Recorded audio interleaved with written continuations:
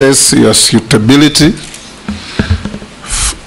for your reappointment to the docket of defense after dismissal, and the committee is chaired by yours truly, the Speaker. On my right is the Deputy Speaker, Honorable Gladys Bose. My left is Sarah Kyoko, our Deputy Clerk. I'll invite members who are your former colleagues to introduce themselves for the record, starting with Naisula. Naisula Lesuda, MP Samburu West. Kimani Shogo.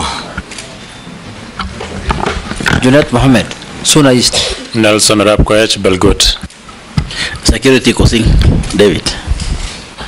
David Gikaria, Nakuru Town East. Mary.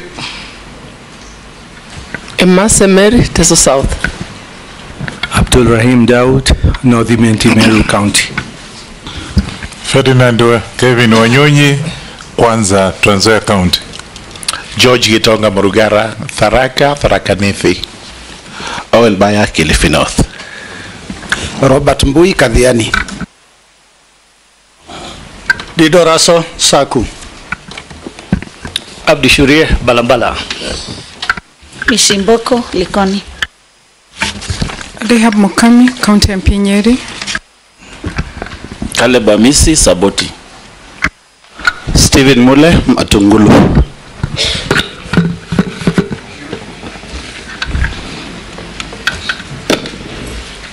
Honorable members, we will now proceed. I should disclose that the nominee was my pupil in her early years in my law firm.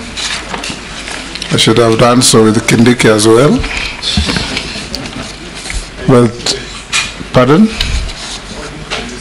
Yes, I have bragging rights. We will administer an oath before we proceed. You may select to take the Bible or the Quran or affirm. Which one do you take? Bible. Hold it in your right hand and recite the oath.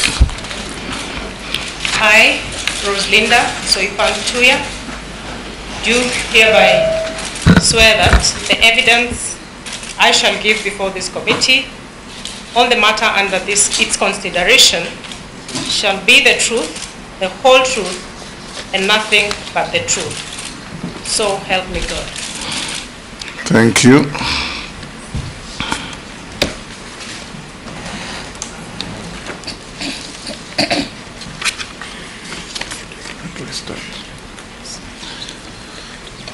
Rosalinda Tuya, we invite you, after signing the oath, to introduce yourself, name, your education background, your work experience, and your key competencies that make you think you are suitable for the appointment to cabinet. In 5 minutes. Thank you, Mr. Speaker. I will start off by stating how privileged I am to be appearing before this committee in mid-term through an otherwise 5-year term, which is what I perceived to be. But even more privileged that I come in another capacity as the nominee for the Ministry of Defense. For purposes of introduction, I am Rosalinda Soipan Tuya, former member of Parliament. I pride myself to have served for 3 terms. 2 terms at the National Assembly and a very short 3rd term as a member of the Senate. In terms of education background, I'm a lawyer by training. having done my Bachelor of Laws degree from the University of Nairobi. I have also acquired a diploma in law through the Advocates Training Program at the Kenya School of Law. And I have a Master of Laws in Sustainable International Development from the University of Washington in Seattle.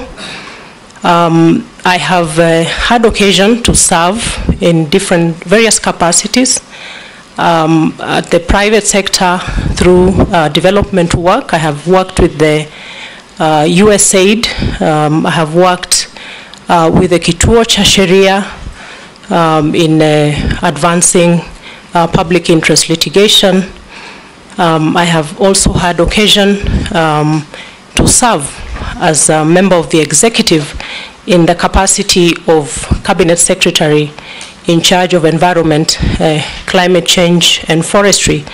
Mr. Speaker, in terms of suitability for the position that I have been nominated to, the array of service that I have had occasion to be in, both in the public sector, the private sector, and in the civil service as a Cabinet Secretary, really posture me for this position as Cabinet nominee for Defense. Mr. Speaker, and my legal background and training, from my conception of the role ahead of me, it's largely a policy role in terms of analysis of policy, design of policy, and oversight of implementation of policy. And I believe that my role and experience in the three fields posture me well for the assignment ahead. The assignment ahead, should I be confirmed by this committee, again is largely a heavily constitutional office. You will find that the defense sector or the defense space and indeed national security really has the Constitution and Parliament as the bedrock of operations of the role ahead of me. So in appreciating and thanking His Excellency the President, William Ruto, for nominating me for this position, I believe that I have the requisite experience and training for the job. Thank you. Thank you. We'll ask the Deputy Speaker to have the first shot at questioning you. Okay, thank you, Honorable Speaker. I can also make a confession that the nominee was my student at University of Nairobi. But that in no way will affect my judgment. Honorable Soipan, like you said, that the defense docket is highly regulated by law and rules and standing orders and military procedures. We have the Constitution and the Kenya Defense Forces Act, which establishes the position of Cabinet Secretary for Defense, who is then the principal advisor of the President on defense policy, while we have the Chief of Defense Forces, who advises the military on operational and administrative matters. So, despite these two distinct roles, there's a potential that there can be an overlap. How do you intend to manage that relationship? Because that is probably the most difficult thing in the position. Thank you. Soipan, and we expect concise and precise answers. Thank you, Mr. Speaker. In terms of my role as CS for Defense, upon confirmation by this committee, I understand my role as being that of principal advisor to the President on matters of policy, also a heavy advisory role to Parliament on matters policy formulation, assessment of the capabilities of the Kenya Defense Forces, and any attendant action to ensure maximization of our capability. Mr. Speaker, I am aware of the distinction between, I have no military background, and the Ministry of Defense has both a uniformed unit and a civilian unit. My role upon confirmation again will be chair of the Defense Council, the composition of which is consists of the Chief of the Defense Forces, the CDF, and the service commanders. I am a team player by design and by practice.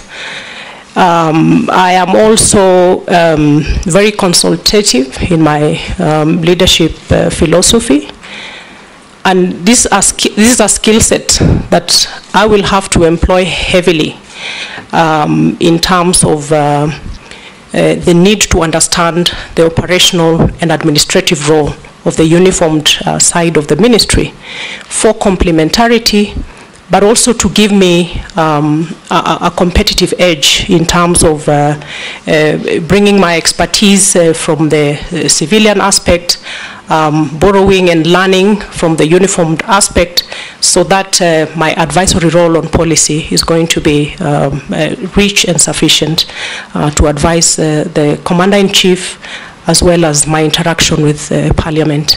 So I am confident that I will bring a team spirit to the ministry, and particularly at the level of the Defense Council, which is where I will be interacting with the service commanders. Thank you. Majority Leader. Thank you, Honorable Speaker. CS nominee, being one among the lucky 10 or so who were reappointed after the dismissal, what would you tell us would be at least one of your key achievements as Minister for Environment and Climate Change before the dismissal? And also Kenya having hosted the African Climate Change Summit last year, and being one of the principal proponents of carbon markets trading. And that responsibility was in your office as Cabinet Secretary to enter into either multilateral or bilateral trading agreements for carbon credits. What would you say were your major achievements in that space in terms of trading carbon credits to be able to generate resources for our country? Thank you, Mr. Speaker. My role as Cabinet Secretary, Ministry of Environment, Climate Change and Forestry was one of them, beside being the overall leadership on policy matters in the ministry. The environment and climate change sector is one that is cross-cutting across many sectors, but also at the various two levels of government, both national and county governments. I pride myself in successfully coordinating the various players in the environment and climate change sector, to the extent that Honorable Majority Leader, the success of the Africa Climate Summit, for example, was really a global event that brought the world to Nairobi and required a lot of heavy coordination. My other key priority as a CS Ministry of Environment was our ecosystem restoration program, the 15 billion tree growing program, which again, I believe I attained a significant amount of success in rallying the country to appreciate, right from individual Kenyan levels to ministries, departments and agencies and the various levels of players, to come together and rally around ecosystem restoration as a critical component of our climate action. The Africa Climate Summit was a success by all design, in that Kenya did a heavy lifting of a job in spotlighting the potential for Africa to become a very critical solution provider for the climate action, the globe over, and dispelling the prevailing portraying of Africa as a victim, as you know, the underdog in terms of the area of climate action, and posturing Africa, Kenya, as part of a critical solution provider. In the issue of carbon markets, Honorable Speaker, again, it's a mark of success for me. Kenya is touted as the top leader in carbon trading in the region of Africa. But in terms of the transparency of it, how much it impacts the lives of everyday Kenyans, and how much of that profiling of Kenya as top in the carbon markets contributes to the GDP of the country was really not there. And what I did immediately I came into the ministry was focus on formulating a legal framework through amendment of the Climate Change Act to bring transparency, accountability, and bring out the issue of benefit sharing for communities around the carbon markets. And it is instructive to note that carbon trading is a very nascent space over the globe now as a form of innovative climate financing. And just immediately before I left the ministry, we had already set up structures ready for full implementation of the new legal framework around carbon trading. And I believe it's going to be of benefit to Kenyans. It's going to be of benefit to investors in the form of project proponents, and most importantly, to communities. Thank you. Minority Leader, you skip. Yes, Nelson. As the chairman of Defense Intelligence and Foreign Relations, I'll be directly oversighting you, Madam Soipan. In my two-term stint, if confirmed. If confirmed, I was going there. You guys are interrupting my apologies. If confirmed, my two stints in Parliament has allowed me to see 4 generals, as both as just a member of Defense Committee and now as a chairman, and 3 cabinet secretaries. And the biggest issue, Madam Soipan, Honorable Soipan, has been the lack of appreciation from the civilian side of the military units and formation. They feel that the civilian side is overreaching and sometimes overbearing. They want to, you know, by the time someone becomes a general, it takes about 35 years of hard work and merit. Every step in the military is merited. And sometimes because of our, you know, short stints in the portfolios that we get, they have a feeling that sometimes the cabinet secretaries or the civilian side are overreaching. What do you think you will do differently, Honorable Soipan? Hold will take Naisula. Thank you, Chairman. Honorable Soipan, in your previous docket at the Ministry of Environment, you are at the forefront and very instrumental in the national tree growing campaigns. Kenyans and many of us were concerned about the amount invested in the various government officials, such as cabinet secretaries who traversed the country in choppers to participate in tree planting drive. While these exercises could have been conducted by the governors and the counties and our members of parliament and the people at the community level, now that Kenyans are very keen on austerity measures, what will you make sure, what will you do? And you first tell us what was the justification, or what did you have in mind as a cabinet secretary to see all those resources spent on choppers to go and plant trees? The second question is the issue of deployment of KDF in our homeland. We saw recently how KDF was deployed in inland or homeland without it being passed in Parliament. and we did it the next day hurriedly, even without members of parliament deliberating on that matter. I would like to get your view on this. And also deployment of KDF in parts of North Rift, parts of our country. And the true feeling on the ground is that they do not respond fast when they are needed. They say they have to wait for orders. And the questions the civilians and the communities are asking, then why are you there in the first place if you cannot be the first respondents when something happens, when the bandits attack, and you have to wait for orders from somewhere else? And Chairman, the last question is that there are projects which were done by KDF in the last administration. Some are complete, but payment has not been done. Will the payment, do you think there should be continuity in government projects while others are incomplete, but 2 years down the line they have not been embarked on? Do you think continuity should be there, because there should be value for money? You can respond to those two.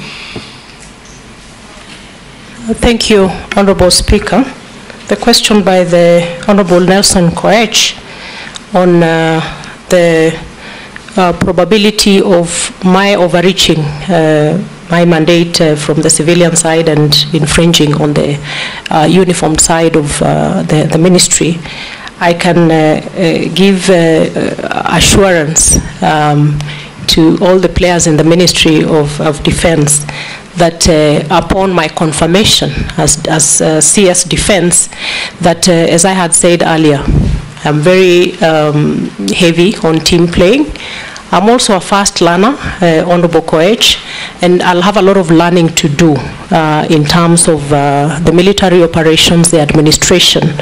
And in order for me to effectively exercise my overall oversight, the overall policy direction and advisory, I will need to critically understand those operations without infringing or interfering with those very distinct roles of the uniformed units of the ministry. That I can give assurance. I'm also very, very consultative in my leadership style.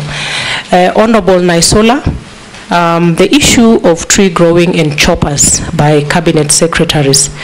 My main role as CS for environment in the tree growing activity was really coordinatory.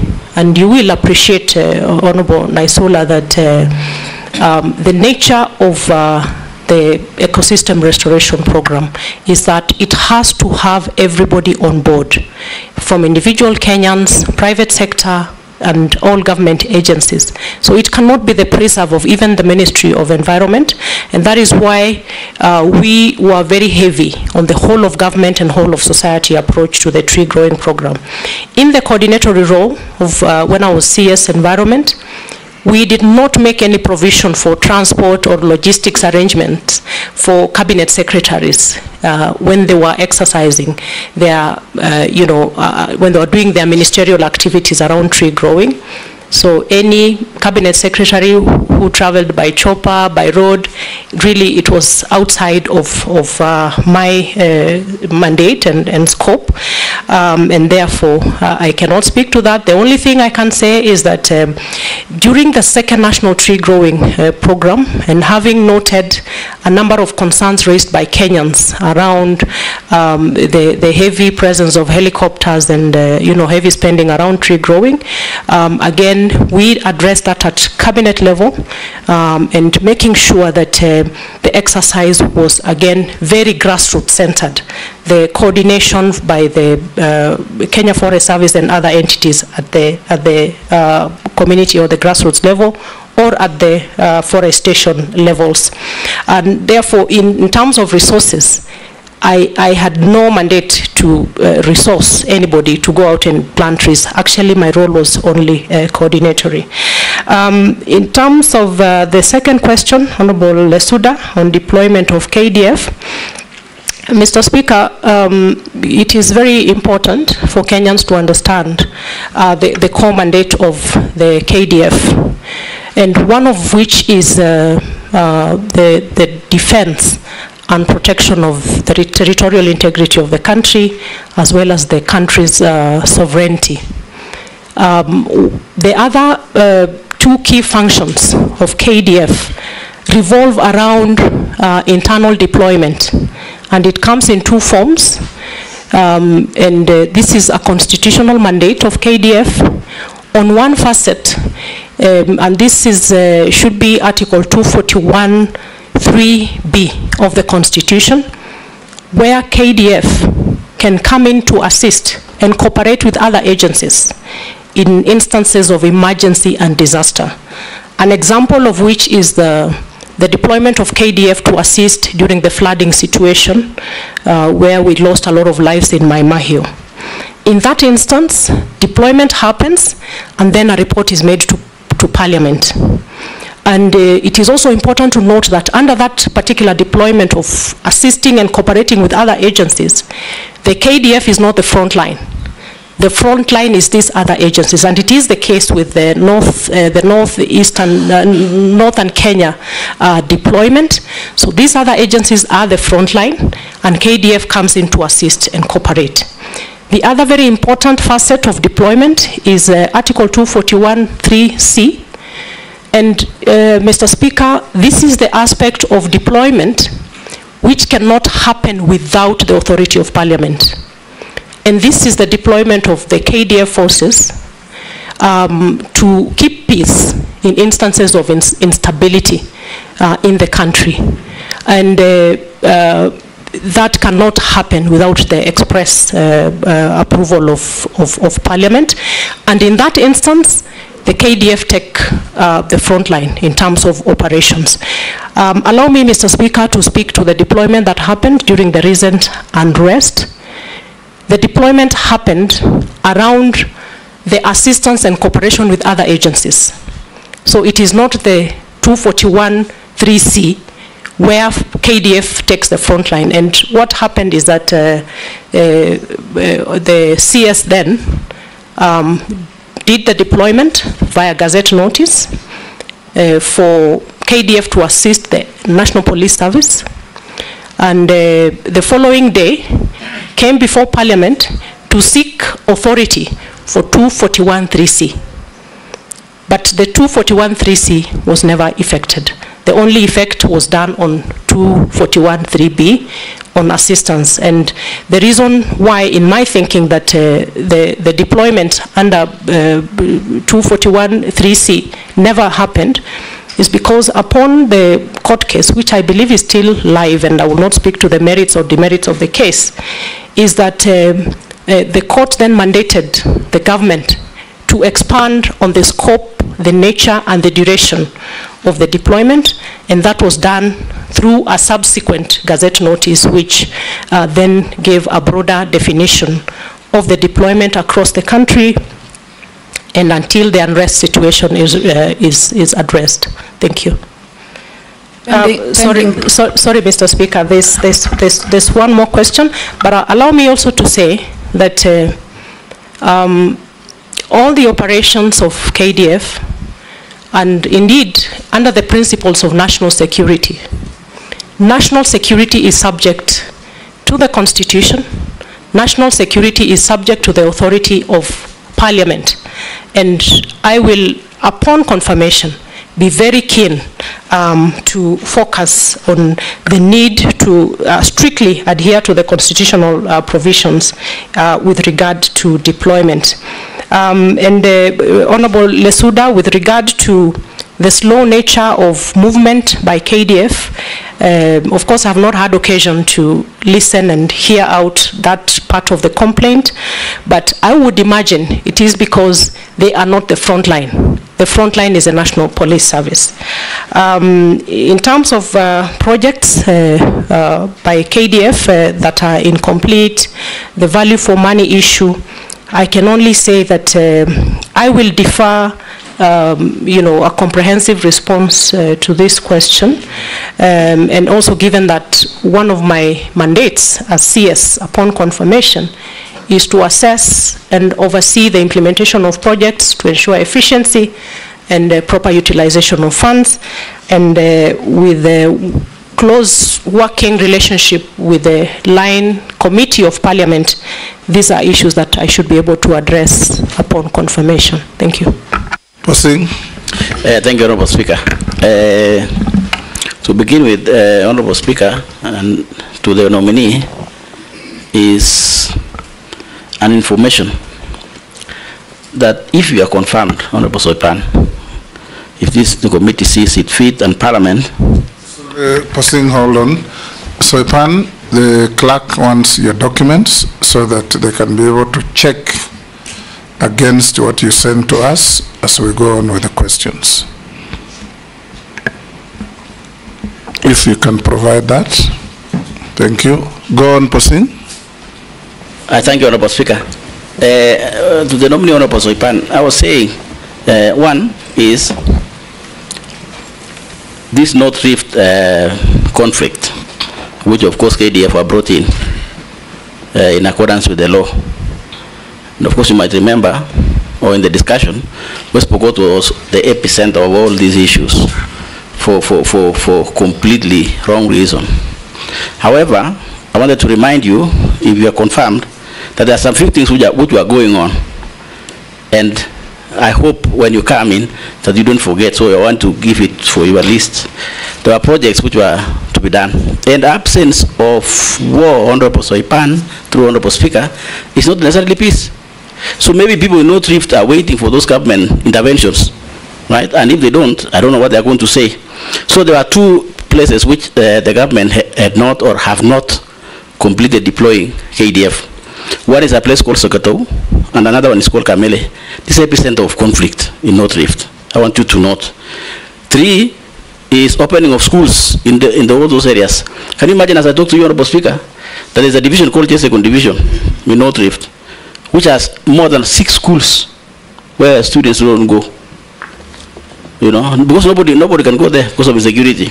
And one of our agreement with the leadership at that particular time that those schools were open and be done by KDF. That spans all the way from Tiati, West Pokot, and something like that. So Honorable Speaker, through you, I want the Honorable nominee to know that should she be approved by Parliament to take over. The question there therefore is, Honorable Soipan, this recruitment of KDF has been bringing a lot of problems in the public at that local level in terms of corruption. And it's almost becoming an official thing where a parent with a child going for recruitment comes to some of us as leaders and asks for money. Can you imagine? Money to be used to pay people in KDF. And the average is between 600 and 1 million. Imagine. You know, it's terrible. It's terrible. And you know, locally, and particularly for us pastoralists, being employed in army is almost like going to heaven. You know, it is the best job actually from where I come from. It's actually the best job. So people spend a lot of money. So what will you do now? That is a question. You don't need to respond to the earlier one. The question will be, what will you do in this department that is said people buying jobs, people selling, and it is true, Honorable Soipan, people sell land to pay 600,000 to 1 million. What will you do, Madam Soipan, that there is nobody to pay to be recruited as a KDF? Thank you, Speaker. Gikaria, you'll pass. Emase, you'll pass. Chairman, I just want to add on to what Honorable